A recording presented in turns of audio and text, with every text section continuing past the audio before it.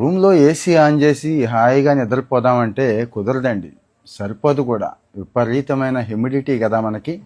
మీరు చెక్ చేశారో లేదో, ఏసీ ఆన్ చేసినా కానీ స్కిన్ డ్రై అయిపోతూ ఉంటుంది, పెదాలు ఆరిపోతూ ఉంటాయి. ఇరిటేషన్ అండి. అంటే సరిగ్గా శ్వాస కూడా తీసుకోలేము, కళ్ళు కూడా మండుతూ ఉంటాయి. ఎప్పుడైనా అబ్జర్వ్ చేశారా? క్రాక్ కూడా వస్తాయండి. ఫర్నిచర్ చిన్న చిన్న క్రాక్స్ వస్తూ ఉంటాయి. హౌస్ ప్లాంట్స్, ఇంట్లో మొక్కలు ఏమైనా ఉంటే చచ్చిపోతూ ఉంటాయి. వీటన్నిటికీ కూడా హ్యూమిడిటీ పడిపోవడం కారణం. ఏసీ చల్లగానే ఉంటుంది, గాలిలో ఉండాల్సినంత తేమ ఉండదండి. ఈ తేమ అవసరం, మన ఆరోగ్యానికి అవసరం, మంచి నిద్రకి అవసరం. కావాలంటే చెక్ చేసుకోండి. ఏం చేయాలంటే ఒక బకెట్ వాటర్ పెట్టుకోండి చాలు, ఇంకేం చేయొద్దు. ఎస్, నిజమే నేను చెప్తుంది. ఏ రోజుకి ఆ రోజు ఫ్రెష్గా ఒక బకెట్ వాటర్ పెట్టుకోండి. వీలైతే ఆ బకెట్లో ఏదైనా ఎస్సెన్స్ డ్రాప్స్ చేయండి. అది కూడా లేకపోతే 2 నిమ్మకాయలు కోసి అందులో పడేయండి.